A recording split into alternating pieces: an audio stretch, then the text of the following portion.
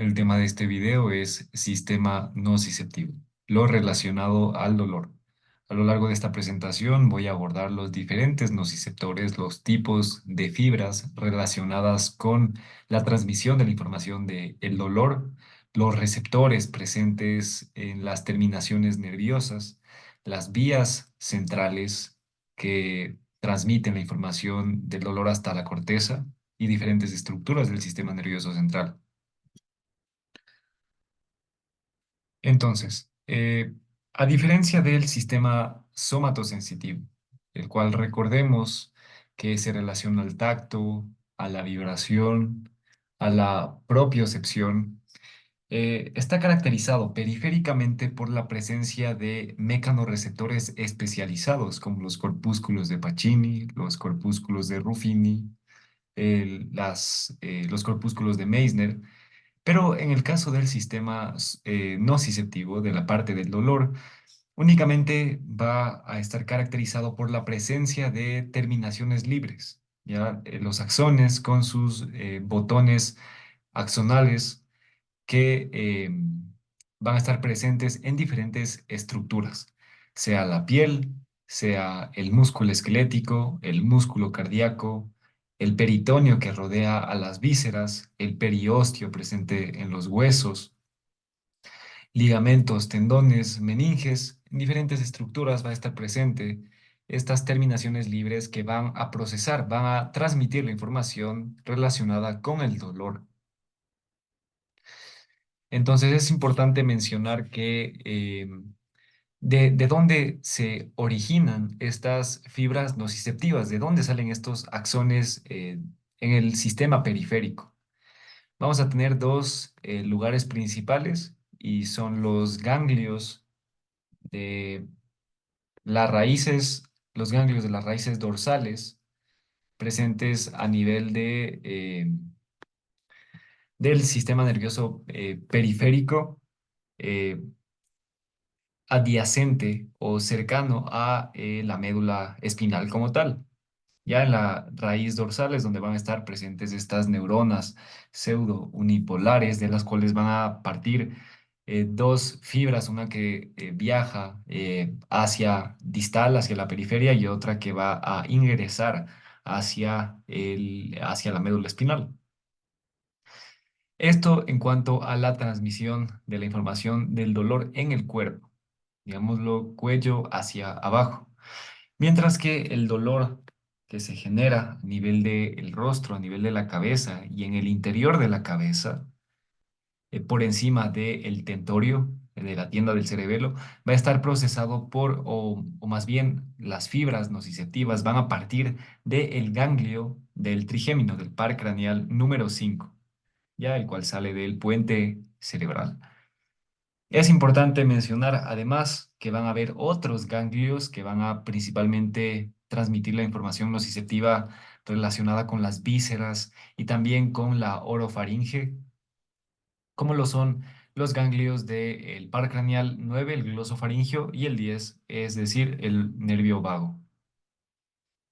Ya, entonces recordemos que en cuanto a la parte aferente, en cuanto a la parte sensitiva, vamos a tener a nivel periférico diferentes tipos de fibras, como lo son las tipo 1A, 1B y de tipo 2, las A beta, A delta y C. Pero en este video nos vamos a centrar únicamente en las fibras de tipo A delta y C, que son las que precisamente van a transmitir la información relacionada con el dolor y también la temperatura. Las fibras tipo A delta, recordemos, son mielínicas, es decir, van a estar cubiertas por la vaina de mielina que produce las células de Schwann, mientras que las fibras tipo C van a ser amielínicas, no van a estar cubiertas por mielina, pero en ambos casos van a transmitir información sobre dolor y sobre temperatura. Ya en cuanto a las fibras A delta, vamos a tener dos tipos, el tipo 1 y el tipo 2. En cuanto al tipo 1, este va a estar relacionado o va a activarse con los estímulos mecánicos y químicos, como por ejemplo los ácidos, mientras que los tipo 2 van a estar van a activarse por estímulos térmicos, principalmente por el calor. Por el lado de las fibras tipo C, estas van a transmitir información sobre estímulos mecánicos, químicos y térmicos que puedan generar dolor. Si bien es cierto, no está dividido en tipo uno y tipo 2 como las A delta, estas sí van a tener un poco de heterogeneidad en cuanto a la fibra en específico que va a transmitir cualquiera de estos estímulos o que va a activarse con cualquiera de estos estímulos. Puede que hayan algunas que se activen con estímulos mecánicos y químicos, otras que se activen solo con térmicos u otras que se activen con los tres tipos de estímulos. Ya, aquí además es relevante mencionar lo que se conoce como el primer dolor y el segundo dolor. Primer dolor es aquel dolor agudo que se produce en respuesta a una lesión, a un trauma, por ejemplo, a una laceración, ese dolor agudo muy intenso que se produce al inicio, y este suele estar seguido de un dolor difuso, un dolor sordo, y que se mantiene, un dolor continuo, hasta que se produce una regeneración de la herida. Este último se conoce como el segundo dolor, el cual va a estar transmitido por las fibras de tipo C. Ya, entonces dolor agudo, fibras tipo A delta. Y dolor subsecuente, crónico, mantenido, es el dolor relacionado a las fibras tipo C. Bien, en cuanto a la transducción y transmisión de el impulso relacionado con estas fibras nociceptivas, es importante aquí mencionar a dos tipos de receptores que van a ser fundamentales en cuanto a la transmisión o a la transducción del dolor. Son el TRP y los de la familia TRP y la familia ASIC.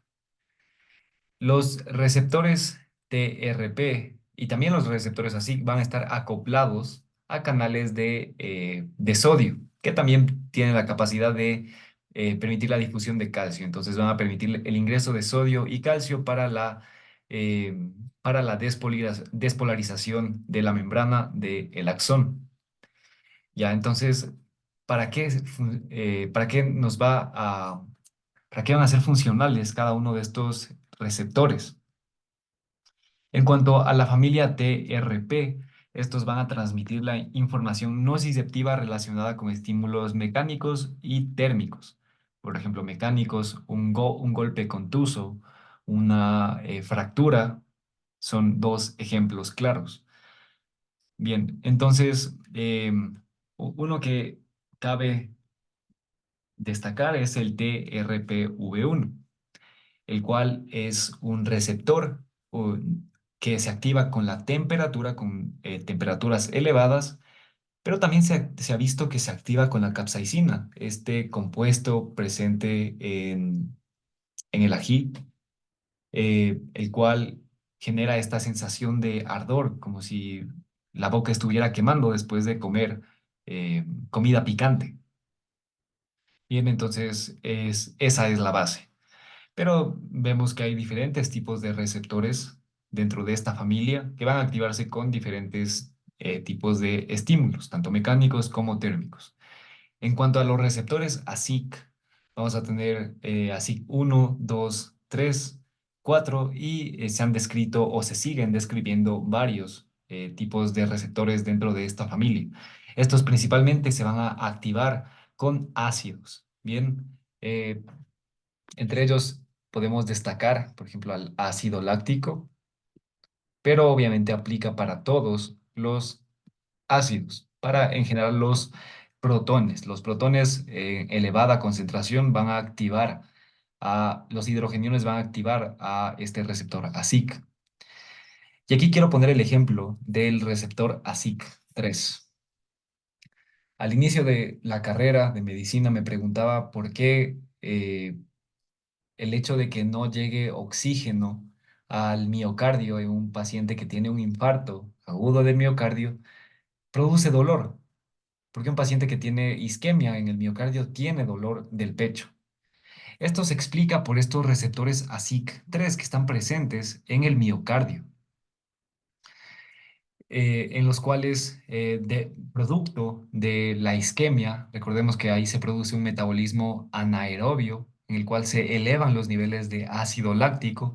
Este mismo ácido láctico es el que va a producir activación del receptor ASIC3, de esta manera produciendo dolor. Bien, y estos canales de sodio a los cuales están acoplados tanto TRP como ASIC se conocen como los canales NaV1, y los más famosos son los punto 7 y punto 8, los cuales, como mencioné, van a permitir la difusión de sodio y de calcio para la generación del potencial de acción. Ahora vamos a ver hacia dónde se dirige la información de nociceptiva periférica. Entonces, primero voy a hablar acerca de la nocicepción a nivel del cuerpo, de cuello para abajo, el dolor que se genera a nivel la piel en los miembros, en el abdomen, en el tronco, en los músculos, en los huesos, va a ingresar a través de su nervio periférico, nervio espinal correspondiente, va a pasar por el ganglio, por la célula, la neurona pseudo unipolar, y va a ingresar por la raíz posterior a el interior de la médula espinal. Y aquí cabe mencionar al tracto de Lissauer. ¿Qué es este tracto de Lissauer? Una vez que ingresa, bien, una vez que ingresa hacia el interior de la médula espinal, pasando por la raíz posterior o raíz dorsal, la fibra de primer orden, ya la fibra nociceptiva de primer orden que ingresa, va a ascender de uno a dos segmentos, o va a descender de igual manera un segmento en la médula espinal, hasta ya finalmente ingresar al interior de la sustancia gris de la médula espinal, de la asta posterior o asta dorsal. Bien, esto corresponde al tracto de Lissauer, este ascenso o descenso de las fibras nociceptivas de primer orden una vez que ingresan al interior de la médula espinal. Ya, entonces, ¿qué es lo que sucede una vez que ingresan, una vez que ya penetran en la sustancia gris?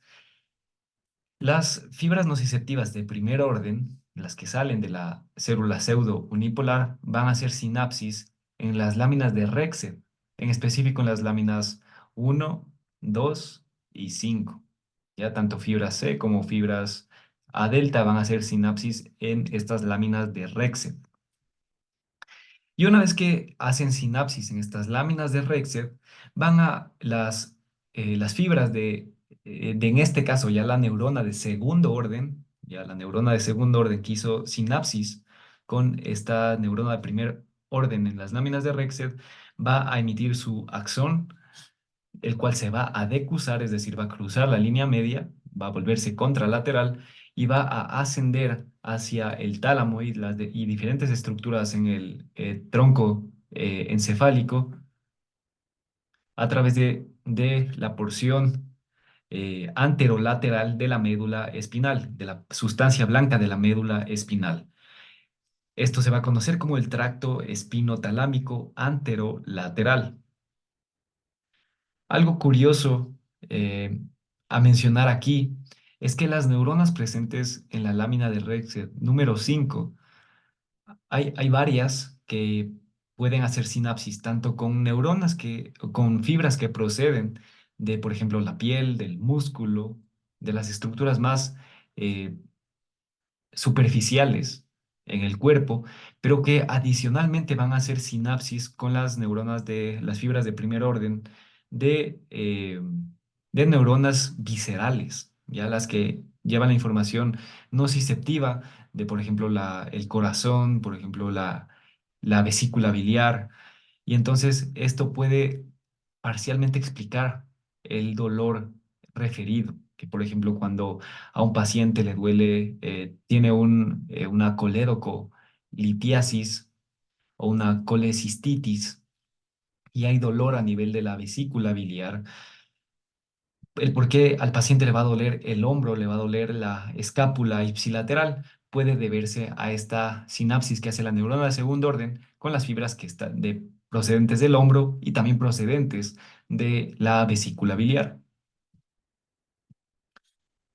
Bien, entonces una vez que ya ha ingresado por el tracto de Lissauer, ha hecho sinapsis en las láminas de Rexed, se han decusado estas neuronas de las fibras de las neuronas de segundo orden y van ascendiendo por el tracto espinotalámico anterolateral. El siguiente paso es que una vez que ingresan hacia el tronco cerebral, van a ascender por la médula oblongada o bulbo raquídeo, el puente cerebral, el mesencéfalo, y van a subir, como el nombre del tracto lo indica, tracto espinotalámico anterolateral, va a ascender hacia el tálamo, en específico hacia el núcleo ventral posterolateral del tálamo, que recordemos es el que procesa la información relacionada con la parte sensitiva del cuerpo. Bien, y una vez que hace sinapsis aquí en el núcleo ventral posterolateral del tálamo, sale aquí la neurona de tercer orden, la cual ya finalmente va a ascender hacia la corteza somatosensitiva primaria, en el giro postcentral. Y aquí este paso va a ser fundamental para la discriminación del dolor, qué tipo de dolor es, en dónde se encuentra localizado el dolor y también cuál es la intensidad del mismo. Y en cuanto al dolor que procede del rostro y de la cabeza, en su mayoría va a ingresar a través del nervio trigémino, ya pasando por el ganglio, hacia el puente, ¿verdad? Que es desde donde parte el par craneal número 5, el trigémino. Ya, pero en este caso, aquí debo borrar el núcleo principal, puesto que este no tiene que ver con el sistema nociceptivo. La fibra que ingresa a través de el nervio trigémino al puente va a descender hacia el bulbo raquídeo y va a hacer sinapsis en lo que se conoce como el núcleo espinal del trigémino. Bien, en específico, en la porción interpolar y porción caudal de este complejo de sustancia gris relacionada con el nervio trigémino. Aquí es donde van a hacer sinapsis con las neuronas de segundo orden. Y una vez que hacen sinapsis con las neuronas de segundo orden, va a haber decusación ya de los axones de segundo orden y van a ascender. Van a ascender hacia el tálamo, en específico hacia el núcleo ventral posteromedial, que recordemos el medial es de rostro, cabeza y el lateral es del cuerpo. Y de aquí, una vez más, hacia la corteza somatosensitiva primaria.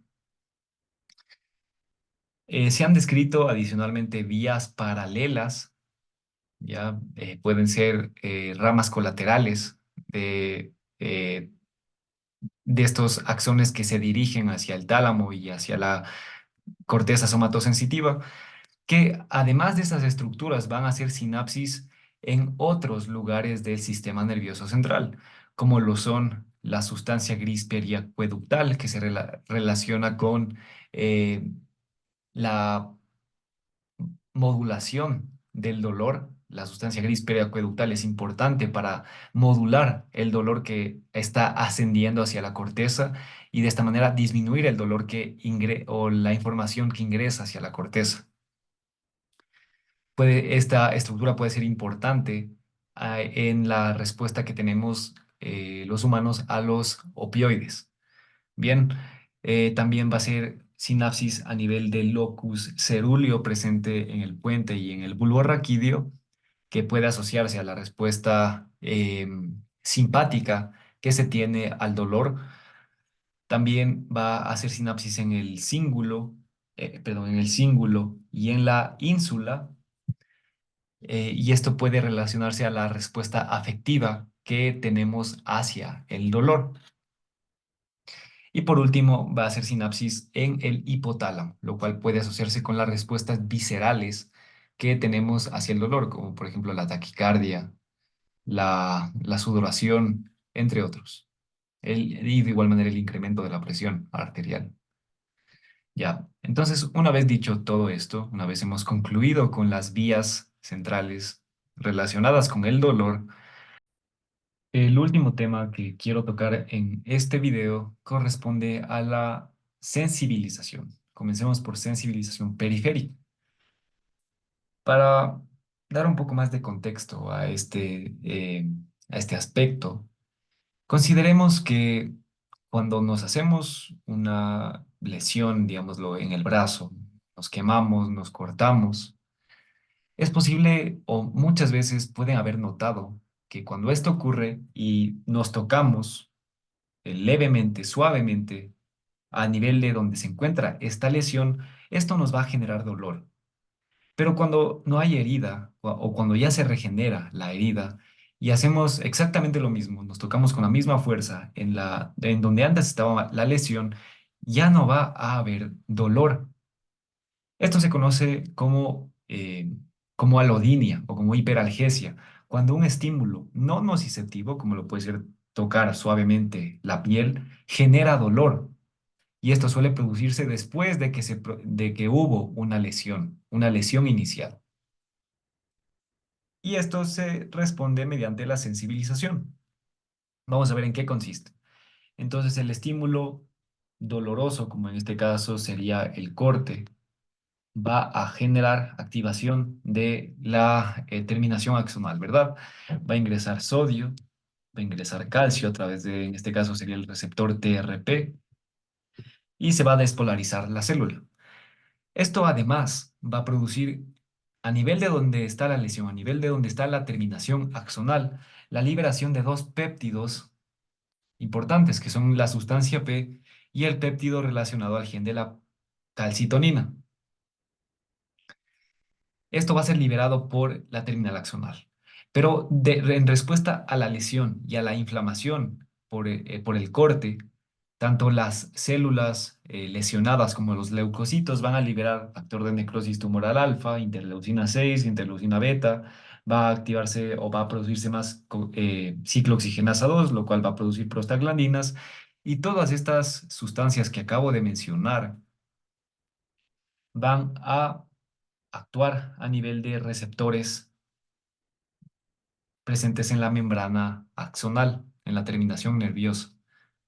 Ya, estos receptores, es importante decir que en algunos casos van a estar acoplados a proteínas G, que van a inducir señales intracelulares, entre las cuales se encuentra la proteína G alfa S, la cual va a incrementar los niveles de AMP cíclico. Ya, cuando se unen estos receptores, estos ligandos a sus receptores en la terminación axonal, van a incrementarse los niveles de AMP cíclico después de la lesión. Y estos receptores, estos niveles incrementados de AMP cíclico van a activar, o más bien, van a generar un cambio a nivel de los receptores nociceptivos, como el TRP o los receptores ASIC. Estos cambios van a generar que, esto es importante tenerlo en cuenta, una disminución en el umbral de activación. Va a activarse más fácilmente estos receptores TRP y ASIC porque disminuye el umbral, porque hace los niveles elevados de AMP cíclico, hacen que un estímulo menos potente, ya como lo puede ser un tacto suave, llegue a generar dolor. Un estímulo no nociceptivo genera dolor debido a este mecanismo, porque disminuye el umbral de activación. Y entonces esto hace que los canales NAP 1.7, 1.8, los que permiten la difusión de sodio y calcio, se abran más fácilmente. ¿Ya? Entonces, por ello, se produce la alodinia y la hiperalgesia. Otro mecanismo que contribuye a esto es la sensibilización central. Aquí tenemos entonces el axón de la neurona de primer orden y aquí la dendrita de la neurona de segundo orden y aquí la sinapsis. Entonces, recordemos que de la neurona de primer orden va a liberarse glutamato hacia la neurona de segundo orden para la activación de la misma. Pero adicionalmente se va a liberar de igual manera la sustancia P y el péptido relacionado al gen de la calcitonina, lo cual va a activar a estos receptores acoplados a proteínas G Bien, a estos receptores que van a inducir una señalización intracelular que va a permitir que el receptor de glutamato se active con una menor cantidad de glutamato, es decir, esté sensibilizado. Bien, y entonces permita la activación o la despolarización más fácilmente. Bien, otra de las cosas que ocurre es que estas sustancias, como la sustancia P, el péptido relacionado al gen de la calcitonina, no se quedan únicamente en la sinapsis, en esta sinapsis, sino que pueden difundirse hacia otras sinapsis cercanas, ¿ya? Entonces, ¿cómo se va a manifestar esto? Digamos que esta persona tuvo un corte aquí, un corte de 1 centímetro en el antebrazo.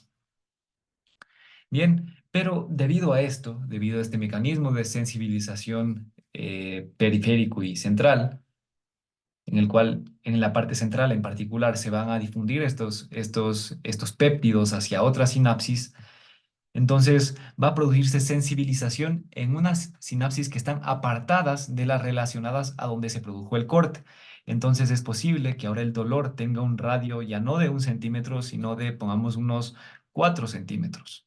Ya porque hay otras neuronas de segundo orden que están relacionadas a terminaciones axonales que rodean a la zona de lesión, ¿ya? Y que si bien no están lesionadas, la neurona de segundo orden está sensibilizada y entonces un estímulo no nociceptivo, como por ejemplo tocar en este nivel, puede generar dolor. Bien, entonces eso es lo que corresponde al sistema nociceptivo.